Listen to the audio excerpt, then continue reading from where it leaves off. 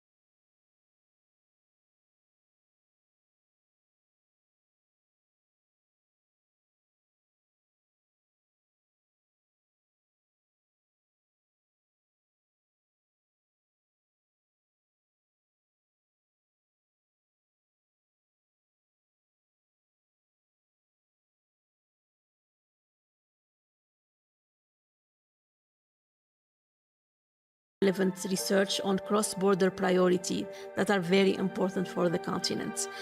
So this was a dream for many of us around the table. And, working with you, we're getting to a point where, it's no longer a dream, but we have a path toward realizing this and towards great implementation. They don't realize that those treaties are a subterfuge for global government. They don't know. And that's why Praying for us at this time is so important.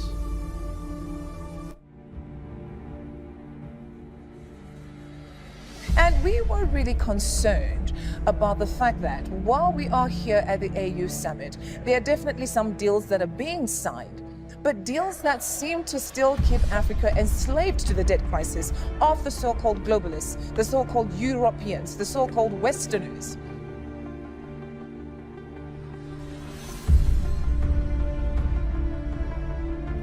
So the Financial Action Task Force was created by the G7, and it was obviously created to control the flow of finance from first world countries to third world countries, particularly with the diaspora that is growing in the West and beginning to repatriate funds.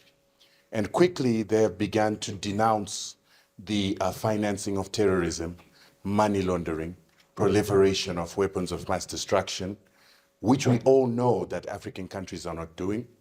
They blacklist African countries or graylist African countries for not following the recommendations that they make. But the very same Financial Action Task Force had these same recommendations in 2008 when the Western world collapsed the financial system. We never saw a single Western country getting graylisted. And so the Great Reset is really about rejecting that because they fear a reverse capital flight. That's an economic term, you have to understand. A reverse capital flight. Now, what they have known is capital flight from Africa, Asia, out of Oceania, America. But how is it that our financial directors, our financial ministers, sign up to these treaties that only apply to third world countries? They know that the financing of terrorism is happening from the West. It does not get graylisted, blacklisted, but only African countries get graylisted. What are we doing being part and parcel of these neo-colonial systems and treaties that are not international law, that are unilateral creations of our colonizer? Why are we a part and parcel of that? So we have the ability to use international institutions in a really helpful way, and a way to use international law and precedent that has been set. But it must be through working together rather than being in one room with other creditors or other international external partners. If you invest in diversifying your economy from a dependence on a handful of raw materials, then it also makes you more export competitive.